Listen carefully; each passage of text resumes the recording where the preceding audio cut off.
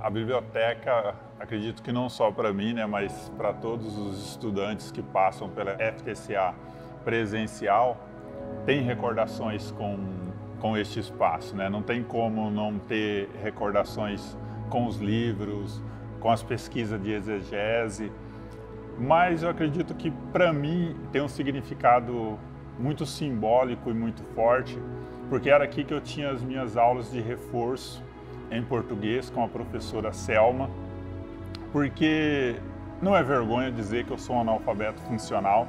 Uma vez analfabeto funcional, a gente consegue até superar algumas dificuldades na área da leitura, na área da escrita, mas é uma deficiência que a gente adquire na formação, na base educacional, e foi ali que eu tive acabando evadindo das salas de aula para poder trabalhar, e automaticamente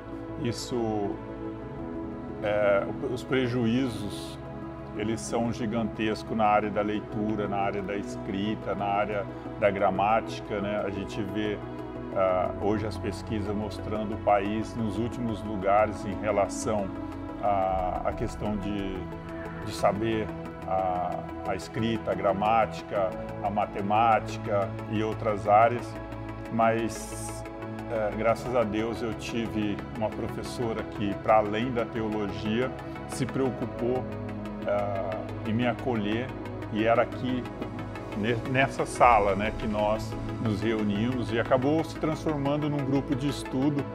E em relação ao português, né, aprender a sintetizar, aprender a escrever os textos. Então, não foi só teologia, né?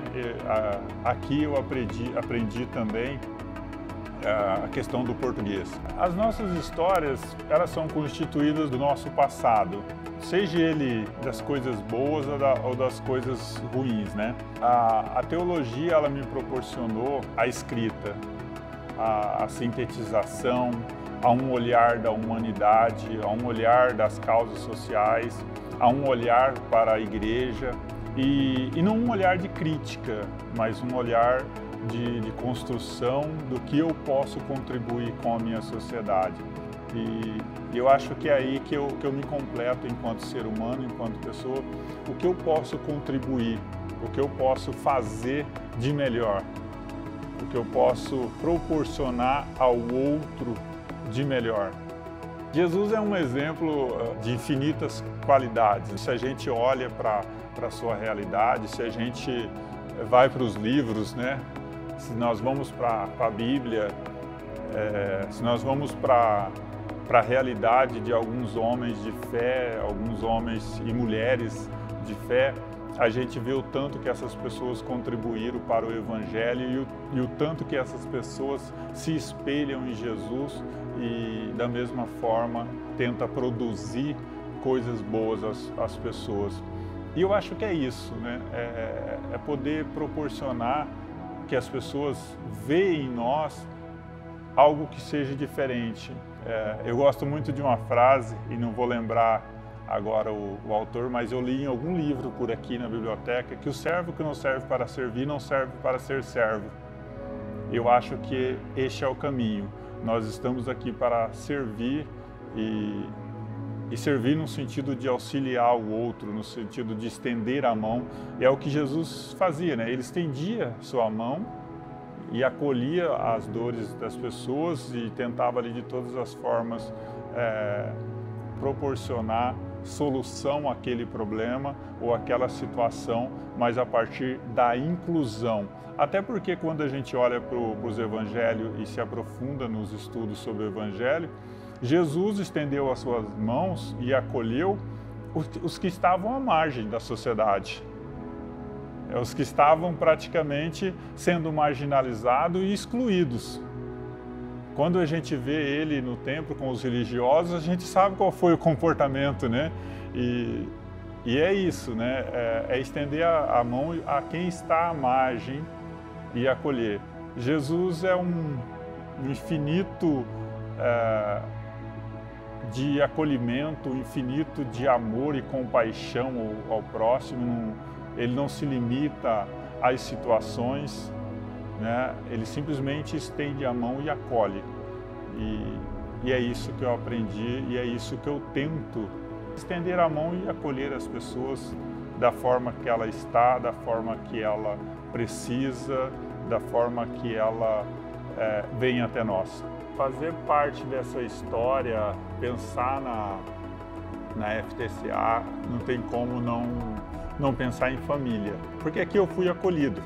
Aqui eu fui acolhido desde o Roberto da portaria, que sempre conversou comigo, todos os dias no chegar ele acolhia, a gente conversava muito e depois às 10 e pouco, a hora que eu ia embora, às 22 horas, a gente conversava bastante. Então eu tive o prazer de conviver com as pessoas que mantêm isso aqui limpo, né? Que mantêm as mesas limpas para a gente poder estudar. Tive o prazer de conviver com as pessoas da diretoria e a gente entende o sentimento da instituição, agora falando da instituição FTCA e da sua missão para com a sociedade, né, para com a cidade de Londrina, para com as pessoas, na formação das pessoas para servir o reino.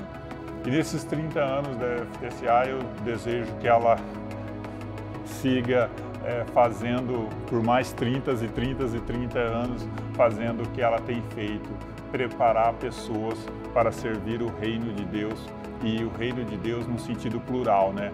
Porque necessariamente eu não desenvolvo um ministério pastoral, mas dentro da área social eu acabo acolhendo as pessoas e é o meu ministério. E a FTCA ela tem feito essa diferença na vida das pessoas. Ela tem formado pessoas para servir a sociedade nas mais diversas áreas.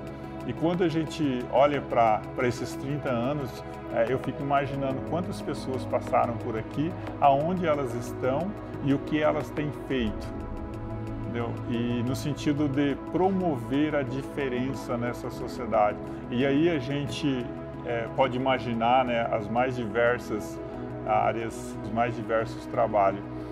E com isso a gente vê o quão diferente é estar aqui, o quão diferente foi ter estudado aqui e entender a importância dessa instituição para a sociedade, para o indivíduo e para a transformação de um mundo melhor. Então, eu encarnei, de certa forma, esse pensamento através dessa vivência e espero que outras pessoas entendam o valor da teologia ensinada aqui, dessa família FTCA que acolhe, que me acolheu e continua acolhendo e servindo pessoas, e para que nós possamos servir outras pessoas da melhor forma possível. Então, não tem como não imaginar daqui 30 anos ela maior ainda e com o maior número de pessoas formadas nas mais diversas áreas, fazendo as mais diversas situações e projetos. Então, o que eu desejo é vida longa para a FTCA. São diversas as memórias que me traz, né, reflexões em relação ao estudo da teologia, a estar aqui praticamente quase 20 anos depois. E uma delas era esse José lá de trás, né? Eu sempre uso uma frase, né? O rebelde sem causa. E eu acho que é do jovem, né? Isso é de nós, né? Do ser humano. Então, o visual, né? O visual um tanto que agressivo, o cabelo, o piercing, o modo de se vestir, o modo de dizer para o mundo sobre quem nós somos, principalmente quando a gente vem de dentro de território de favela e a gente acessa o asfalto e a gente vê o quão violento é esse outro lado da sociedade e a gente nos arma não só de palavras, não só de comportamentos, mas também da forma que a gente se veste. E eu não tive um processo de conversão e a conversão da roupa, né? Eu vim para a FTCA cabeludo, usando camisa do Che Guevara, E não estou aqui fazendo uma crítica, né? Cada um se veste da forma que se sente legal, que se sente bem. E eu me sentia bem me vestindo daquela forma. E eu me lembro que causou um pouco de espanto aos meus colegas de sala, né? Que tinha colegas que vinham de terno, gravata e com a Bíblia na mão, e eu de havaiana. E muitas vezes é porque eu não tinha, né, um tênis para vir. E de bermuda, com pulseiras no tornozelo, com pulseiras no braço, piercing. E isso gerou um espanto, incomodou as outras pessoas. E isso gerou discussões, né? E ali eu ficava tentando me achar nessas discussões, tentando entender todo esse processo. Só que quando eu olhava para o Márcio também, via ele todo tatuado, de brinco, com as camisas de rock, aí eu não entendia muito bem se era de rock ou era de punk, e tentava me achar nesse universo, e muitas vezes eu recorria a ele para me aconselhar sobre a questão de como estavam me olhando, como estavam me sentindo, né? O quão agressivo também eu estava sendo para com essas pessoas, porque eles acreditavam daquela forma e foram ensinados daquela forma. E foi através de um processo de inclusão da minha pessoa, do meu entendimento também, por que eles se vestiam daquela forma, para me auto-entender quanto o Antônio Carlos olhou lá na frente, né? Então nós estamos falando de 20 anos atrás, nós estamos falando aí de uma situação que era pouco discutida ainda, que era a inclusão do indivíduo, né? Dentro de um espaço de teologia e dentro de outras áreas da sociedade. E ele me acolheu, a FTCA me acolheu, mas acima de tudo o Antônio Carlos me acolheu, eu tenho uma aproximação muito grande com ele, e ele me acolheu daquela forma e ele falava para mim, vai, vai, vai.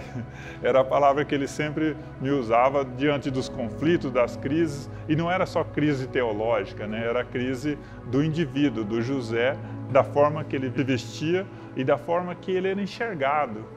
E aí eu chego à conclusão que aqui é um espaço de inclusão, aqui é um espaço de acolhimento. Foi um espaço de transformação da minha teologia, mas também foi um espaço de inclusão para com a minha pessoa, porque o meu vestir, o meu comportamento era agressivo. E eu fui acolhido da forma que eu estava, da forma que eu era, e a partir daí houve também um entendimento dos meus colegas de sala de aula, e a gente foi entendendo junto, e eu acho que isso é primordial dentro da sala de aula de teologia, que nós fomos aprendendo junto a conviver um com o outro. Aquele que estava de terno e gravata, que já era um senhor de idade, ao outro mais fervoroso, assembleiano, né? E estava ali, vamos orar e tal, né? Ao Éder, né? Que hoje trabalha aqui na instituição, que também usava bermuda, tinha o cabelo comprido, e daí a gente foi se entendendo um ao outro, a gente foi entendendo as dores um do outro, e a gente criou um processo de inclusão na nossa sala de aula.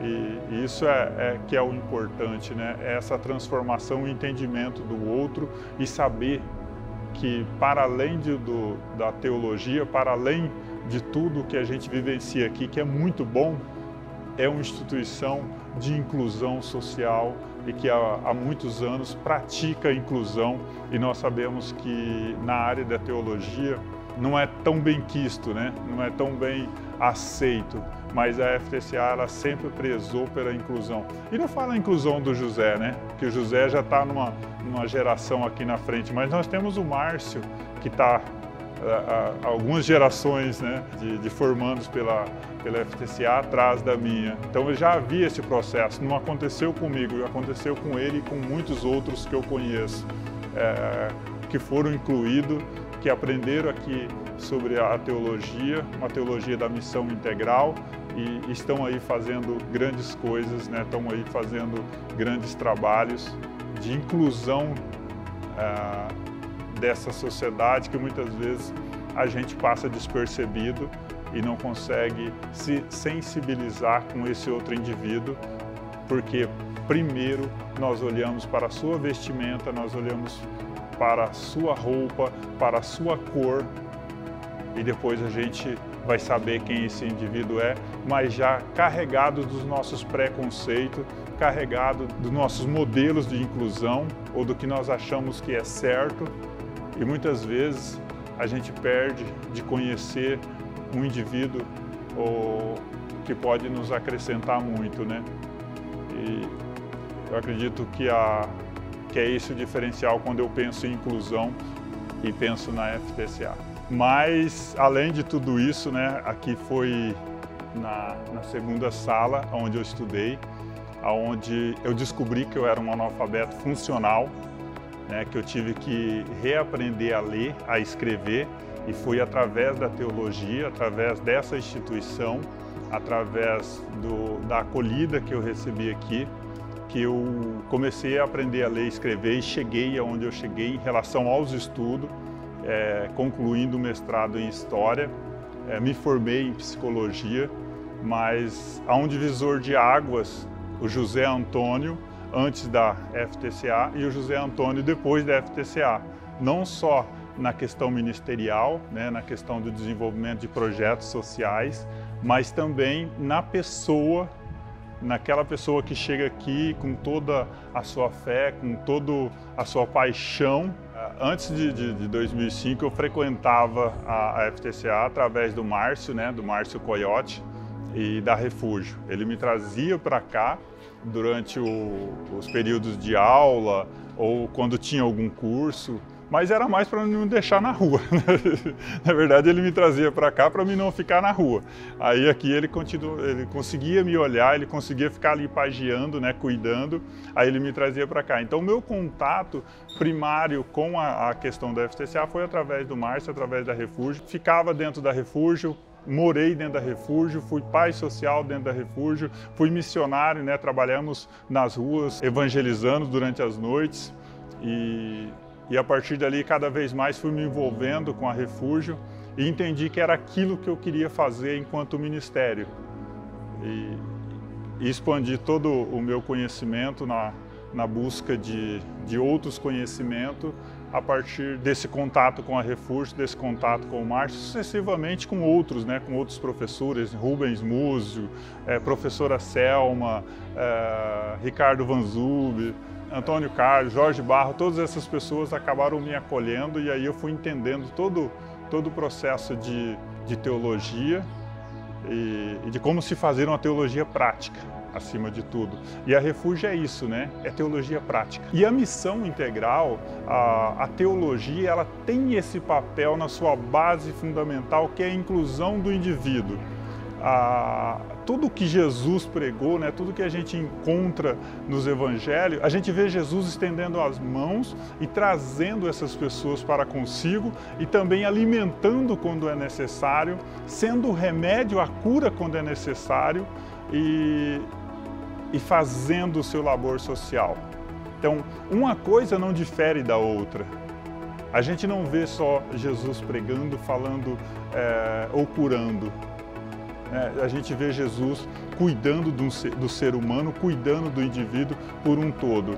E eu acho que aí eu compreendi dessa forma, né? Não sei se é certo, não sei se é errado, mas o que toca o meu coração, o que eu compreendo como teologia, como evangelho, como as boas novas, o que eu aprendi aqui dentro das salas de aula de 2005 a 2008, é que enquanto ser humano, cristão, evangélico, seja lá qual a nomenclatura que se usa, o nosso dever é cuidar do ser humano por um todo, seja como pastor, seja como missionário, ou seja como um membro de banco.